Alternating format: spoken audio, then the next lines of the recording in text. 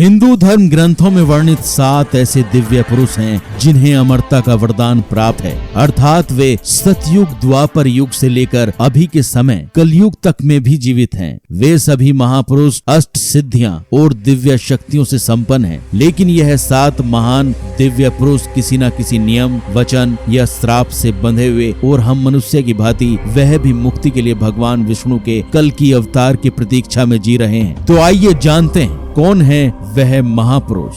Number 1, Hanuman ji. इन सभी दिव्य पुरुषों में से एक हैं रुद्र अवतार राम भक्त हनुमान जी, जो त्रेता युग से इस धरती पर हैं और कलयुग के अंत की प्रतीक्षा कर रहे हैं। हनुमान जी भगवान राम के महान भक्त हैं। भगवान श्री राम के बाद अगर किसी का नाम अधिक स्मरण किया जाता है तो वह है हिंदू धर्म के सबसे ताकतवर और राम भक्ति में डूबे हुए हनुमान जी। रामायण काल में जन्मे हनुमान जी महाभारत काल में भी जीवित थे। यह तो हम सब जानते हैं कि हनुमान जी को माता सीता द्वारा चिरंजीवी होने का वरदान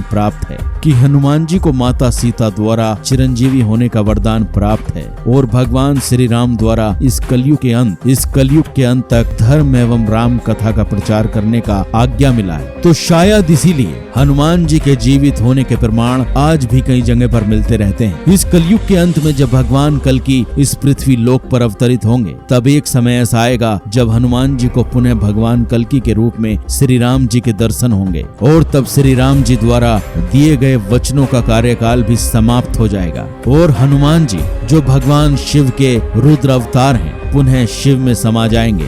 नंबर 2, परशुराम। इस कलयुग के दूसरे चिरंजीवी महापुरुष भगवान परशुराम हैं, जो आज भी कहीं ना कहीं इस कलयुग में जीवित हैं। परशुराम जी भगवान विष्णु के 6वें अवतार हैं। परशुराम जी चिरंजीवी होने के कारण रामायण और महाभारत काल में भी देखे थे और ऐसी भी एक मान्यता है कि परशुराम जी ने इस पृथ्वी लोक से 21 बार समस्त क्षत्रिय राजाओं का विनाश किया था। परशुराम जी पितामह भीष्म, कर्ण और गुरु द्रोणाचार्य के गुरु भी थे। पौराणिक कथाओं के अनुसार भगवान कल्कि के गुरु भी परशुराम जी ही होंगे, जो कि कहा जाता है कि आज भी महेंद्रगिरी पर्वत पर तपस्या में लीन होकर कल्कि अवतार की प्रतीक्षा कर रहे हैं। नंबर 3, अश्वत्थामा। तीसरे चिरंजीवी महापुरुष हैं अश्वत्थामा। गुरु द्रोणाचार्य के पुत्र थे, जो आज भी इस पृथ्वी लोक पर मुक्ति के लिए भटक रहे हैं। जब महाभारत का युद्ध हुआ था, तब अश्वत्थामा ने कौरवों का साथ दिया था। धर्म ग्रंथों के अनुसार भगवान श्री कृष्ण ने